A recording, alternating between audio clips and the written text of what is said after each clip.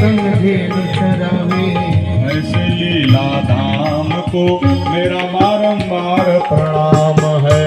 ऐसे लीला धाम को मेरा बारंबार प्रणाम है। कृष्णा जिनका नाम है, गोकुल जिनका धाम है। कृष्ण जिनका नाम है, गोकुल जिनका नाम है। ऐसे श्री भगवान को मेरा बारंबार प्रणाम है।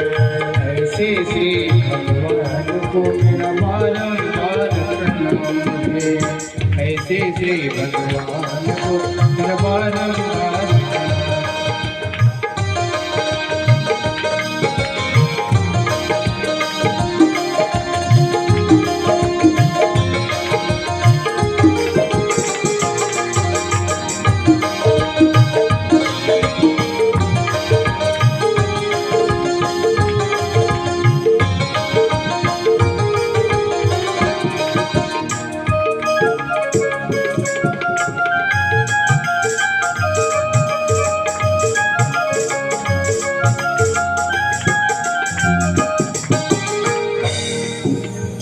पद सुता के लाज बचायो, ग्रास गज को फंद छुड़ायो।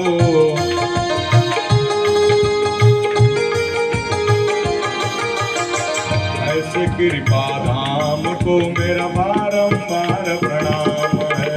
ऐसे कृपा धाम को मेरा बारंबार प्रणाम है। कृष्णा जिनका नाम है, गोकुल जिनका धाम है। कृष्णा जिनका नाम है, गोकुल जिनका धाम है। ऐसे श्री भगवान को मेरा बारंबार प्रणाम है। ऐसे श्री भगवान को मेरा बारंबार प्रणाम है। ऐसे श्री भगवान को मेरा बारंबार प्रणाम है। ऐसे श्री भगवान को मेरा बारंबार प्रणाम है। बोलिए गणेश भगवान की जय। श्री लक्ष्मी नारायण भगवान की जय। राधा मैया की जय। कृष्ण कन्हैया लाल की जय। नारायणपुर काली मैया की जय। इंदुपुर काली मैया की जय। नमः पार्वती पतये। हम सभी लोग मनु के संतान हैं। मनु महाराज को पुत्र हुआ इक्ष्वाकु। मनु महाराज को पुत्र हुआ, उसका नाम पड़ा इक्ष्वाकु। उसके वंश में मानधाता हुआ। इक्ष्वाकु के वंश में मानधाता हुआ। इस राजा मानधाता की 50 कन्याओं का विवाह सौभरी ऋषि के साथ हुआ।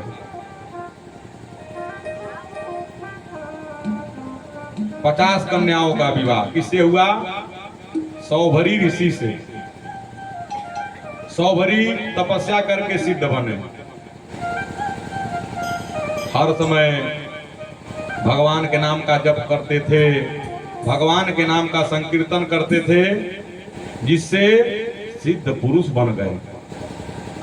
सो वहां दर्शनार्थी जनता की भीड़ जमती रहती थी। सभी लोग उनका दर्शन के लिए आते थे।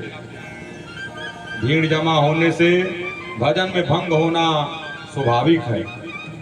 अगर आप जप कर रहे हैं, भजन कर रहे हैं, भगवान के नाम का संकीर्तन कर रहे हैं, तो जनता जनार्दन वहां जुटेगी तो आप डिस्टर्ब होंगे, कर नहीं पाएंगे। तो सौभरी ने सोच विचार कर यमुना जी में प्रवेश किया। सौभरी ऋषि कहाँ चले गए? यमुना जी के अंदर, और वहां जल में तप करने लगे। जल के अंदर जा करके और भगवान के नाम का जप तप और संकीर्तन करने लगे। सौभरी के मन में एक बार विचार आया, परमात्मा की माया मुझे बिल्कुल प्रभावित नहीं कर सकती। मैं माया के चक्कर में पड़ने वाला नहीं हूं। तो भगवान ने माया की रचना की। तो ठाकुर जी ने माया की रचना की। ऋषि ने बार बार एक मत्स्य युगल की प्रेम केली देखी तो उनके मन में भी काम जागा। उसी यमुना जी के अंदर जो मत्स्य आपस में खेल रहे थे, जो मत्स्य आपस में क्या कर रहे थे, खेल रहे थे।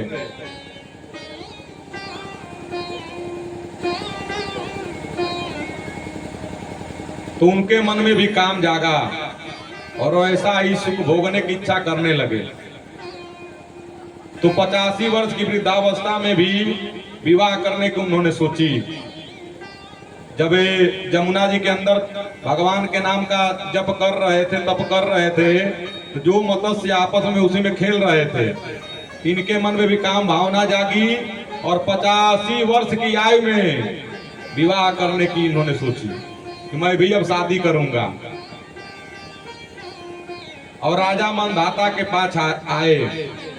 राजा ने सोचा कि इस वृद्ध मुनि से किसी कन्या ने विवाह किया तो वह जीवन भर दुखी होगी। ये 85 वर्ष के हैं, वृद्ध पुरुष हैं, इनके साथ जिस कन्या का शादी हो जाएगा जीवन भर कन्या दुखी होगी और विवाह ना होगा तो वे मुझे श्राप दे देंगे। मानधाता जी क्या कह रहे हैं कि अगर विवाह नहीं होगा तो हमको ये श्राप दे देंगे। फिर मुनि से उन्होंने कहा, आप राजमहल में पधारे, जो भी कन्या आपको पसंद आएगी उसी से आपका विवाह होगा। वहां राजकन्याएं उपस्थित होंगी, जिस कन्या को आप पसंद कर लेंगे उसी कन्या के साथ आपका विवाह करा दिया जाएगा। भगवान शंकराचार्य ने कहा है, अंगम गलितम फलितम मुंडल दसन बीनम जातम तुंगम अंगम।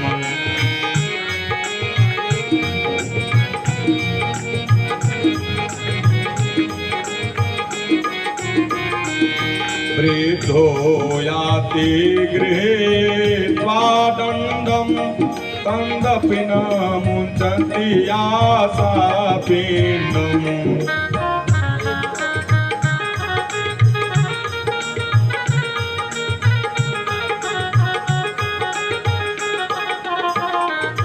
भज गोविन्दं भज गोविन्दं गोविन्दं भज गोविन्दं भज गोविन्दं भज गोविन्दं भज गोविन्दं भज गोविन्दं। बोलिए राधा मैया की जय। ऋषि सौभरी के मन में विवाह भावना जागी तो वे स्वरूप बदल कर गए। वे सिद्ध थे, सो सुंदर स्वरूप धारण करके राजमहल में पहुंचे। उनका स्वरूप देखकर उनसे विवाह करने के लिए 50 राजकन्याएं आपस में झगड़ने लगी। 50 राजकन्याएं थी और 50 कन्याएं आपस में झगड़ा करने लगी, मैं इनसे शादी करूंगी, मैं इनसे शादी करूंगी। ऐसा हाल देखकर राजा ने सभी कन्याओं का विवाह ऋषि से ही कर दिया। 50 कन्याओं का विवाह ऋषि से संपन्न हुआ। सौभरी सुखोपभोग करने लगे, किंतु आगे चलकर ऋषि की विवेक बुद्धि जागृत हुई। वे पछताने लगे, अरे मैं यह कैसा अनर्थ कर बैठा। मैं था तो तपस्वी, किंतु मत्स्य दंपति की प्रेम के लिए देखकर मतिभ्रष्ट हुआ, विलासी बन गया। जो साधन करना चाहता है सो इसी जन्म में साध्य की प्राप्ति करना चाहता है, उसे काम सुख के भोगों का संग करना चाहिए। काम सुख के भोक्ता का संग भी कुसंग ही है, स्त्री संगी का संग भी कुसंग है। यह स्त्री पुरुष संबंध की नहीं, काम की निंदा है। संग के रंग की यह घटना है। तो मोक्ष की इच्छा करने वाले को चाहिए कि मैथुन धर्मी स्त्री पुरुषों का, उनके संगी का भी संग न करें। मुच्छु मिथुन प्रतीनाम संगम क्वदेत। नारी और नारी के संगी का संग भी साधक को नहीं करना चाहिए। स्त्रीणाम स्त्री संगीनाम संगम त्वजेत। सौरभी ऋषि ने जगत को उपदेश दिया है कि कामी और विलासी लोगों के बीच रहकर ब्रह्म ज्ञानी बन पाना बड़ा कठिन है। मानव के साथ रहकर मानव बनना सरल है। सत्संग न किया जा सके तो कोई आपत्ति नहीं है, किंतु कामी का संग तो कभी न करना चाहिए। किसका त्याग करना है? काम, क्रोध, मद और लोभ का त्याग करना है। इसके बाद सगर नामक चक्रवर्ती सम्राट हुआ। उसके यज्ञ का घोड़ा इंद्र ने छिपा लिया तो उसके पुत्र घोड़े की खोज में निकल पड़े। उन्होंने अपने घोड़े को कपिल मुनि के आश्रम में देखा तो मान लिया कि इस ऋषि ने ही घोड़ा चुराया है, मारो उसे, यही चोर है। ऐसा कहते हुए वे ऋषि की ओर बढ़ रहे थे कि सब के सब कपिल की तेजाग्नि में जलकर भस्मीभूत हो गए। अब इनको ढूंढने के लिए सगर का पौत्र अंशुमान निकला। सगर के पौत्र का नाम क्या है? अंशुमान। उसने कपिल भगवान की स्तुति की तो मुनि ने उससे कहा, यह घोड़ा तेरे पितामह के यज्ञ का है, ले जा इसे। अंशुमान ने ऋषि से अपने चाचाओं के उद्धार का उपाय पूछा कि हमारे चाचाओं का उद्धार कैसे होगा। ऋषि ने कहा, उनका उद्धार गंगा जल से हो सकता है। कैसे होगा उद्धार? गंगा जल से। यदि गंगा जी यहाँ पधारे तभी शक्य हो सकेगा, और तो कोई उपाय है ही नहीं। गंगा को प्रसन्न करने के लिए अंशुमान ने, उसके पुत्र दिलीप ने और दिलीप के पुत्र भागीरथ ने भी तप किया। 3 पुरुषों का पुण्य एकत्र हुआ तभी गंगा अवतरण हुआ।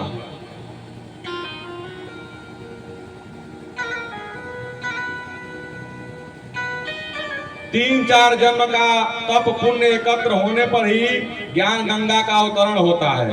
आज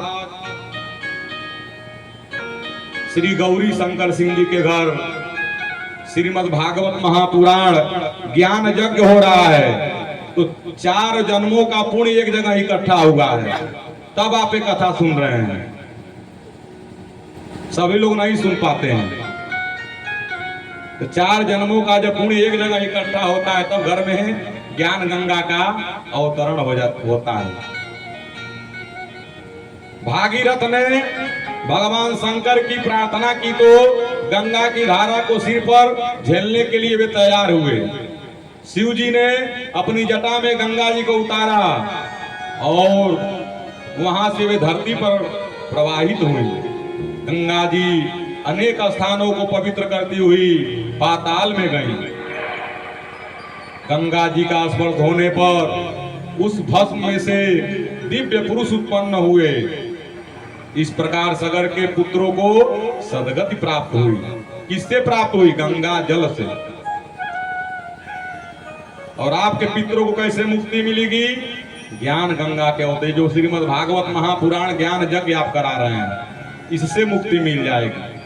राजन, गंगा जल का स्पर्श यदि मृत्यु के पश्चात भी मुक्ति देता है तो जीते जी उसका पान करने में सदगत मिलना कोई आश्चर्य की बात नहीं है। जीव को शिव होना है।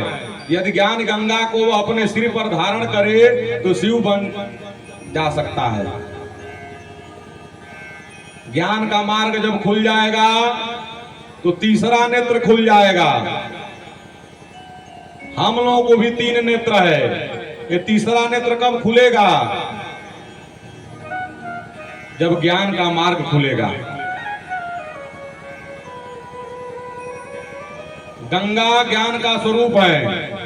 गंगा जी को भागीरथ ने अवतरित किया, अतः उनका एक नाम भागीरथी भी हुआ। गंगा जी का एक नाम क्या है? भागीरथी। गंगा जी नारायण के चरणों में से प्रकट हुई हैं। अभी हम लोगों ने आरती में क्या गाया है कि चरणों से निकली हैं गंगा प्यारे, चरणों से निकली है गंगा प्यारी, पावन करती है दुनिया सारी, पावन करती है दुनिया सारी। इन चरणों को सदा पखारूं, इन चरणों को सदा पखारूं। हे राधे श्याम तेरी आरती उतारूं, हे राधे श्याम तेरी आरती उतारूं। बोलिए राधा मैया की जय। गंगा जी नारायण के चरणों में हैं तो शिव जी के सिर पर हैं। नारायण के चरण में हैं और शिव जी के जटाओं में हैं, सिर पर हैं। आगे चलकर इस देश में एक खड़वांग नामक राजा हुआ। उस राजा का नाम क्या था? खटवांग। उसने देव की ओर से जाना कि 2 घटिका के बाद उसकी मृत्यु होगी, तो उसने सब कुछ छोड़कर भगवान से मन जोड़ लिया। परमात्मा का ध्यान करते हुए उसने देह त्याग किया, उसे सद्गत मिली। अगर मरते वक्त भगवान का नाम ले लिया जाए तो मुक्ति मिल जाएगी। कि प्राणांत काले तुम सामने हो,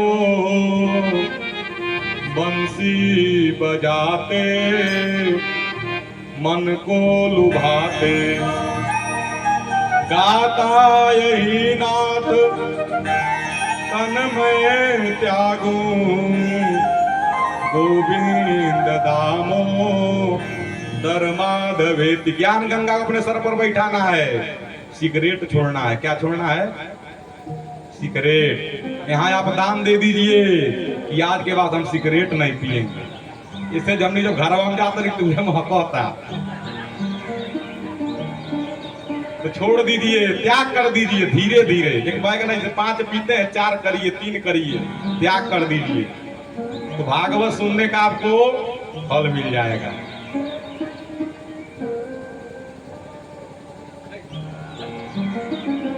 परमात्मा का ध्यान करते उसने देह त्याग किया, उसके सद्गत मिली। इस प्रकार मात्र 2 घटिका 39 मिनट में खड़वांग ने आत्म कल्याण कर लिया। मात्र 2 घटिका और 39 मिनट में। खड़वांग के बाद दीर्घबाहु राजा हुआ। कौन हुआ? दीर्घबाहु। और उसके बाद रघु। दीर्घबाहु पहले हुए, दीर्घबाहु के बाद रघु राजा हुए। रघु महाज्ञानी और उदार था। अंत में उसने सर्वस्व का, धोती तक का त्याग कर दिया था। उनकी बड़ी कृति फैली, इसी कारण से सूर्यवंश का नाम हुआ रघुवंश। रघु राजा हुए तभी से सूर्यवंश पहले उसका नाम था। रघु जब राजा हुए, भगवान के भक्त थे, तो उनके नाम से रघुवंश हो गया। क्या हो गया? रघुवंश। रघु राजा ने कई यज्ञ याग भी किए थे। जो भगवान के वंश को, संबंध को संभालता है, उसके अपने वंश का कभी नाश नहीं होता। होता है सारे विश्व का कल्याण यज्ञ से, होता है सारे विश्व का कल्याण यज्ञ से। जल्दी प्रसन्न होते हैं भगवान यज्ञ से, जल्दी प्रसन्न होते हैं भगवान यज्ञ से। होता है सारे विश्व का कल्याण यज्ञ से, होता है सारे विश्व का कल्याण यज्ञ से। जल्दी प्रसन्न होते हैं भगवान यज्ञ से, जल्दी प्रसन्न होते हैं भगवान यज्ञ से। जल्दी प्रसन्न होते हैं भगवान यज्ञ से। ऋषियों ने ऊंचा माना है स्थान यज्ञ का। ऋषियों ने ऊंचा माना है स्थान यज्ञ का। भगवान का ये यज्ञ है, भगवान यज्ञ का। भगवान का ये यज्ञ है, भगवान यज्ञ का। जाता है देवलोक में इंसान यज्ञ से। जाता है देवलोक में इंसान यज्ञ से। जल्दी प्रसन्न होते हैं भगवान यज्ञ से। जल्दी प्रसन्न होते हैं भगवान यज्ञ से। होता है सारे विश्व का कल्याण यज्ञ से। होता है सारे विश्व का कल्याण यज्ञ से। जल्दी प्रसन्न होते हैं भगवान यज्ञ से। जल्दी प्रसन्न होते हैं भगवान यज्ञ से। जल्दी प्रसन्न होते हैं भगवान यज्ञ से। बोलिए लक्ष्मी नारायण भगवान की। राजा रघु एक घर अज नामक राजा हुआ। रघु बात कौन हुआ? अज नामक राजा हुआ।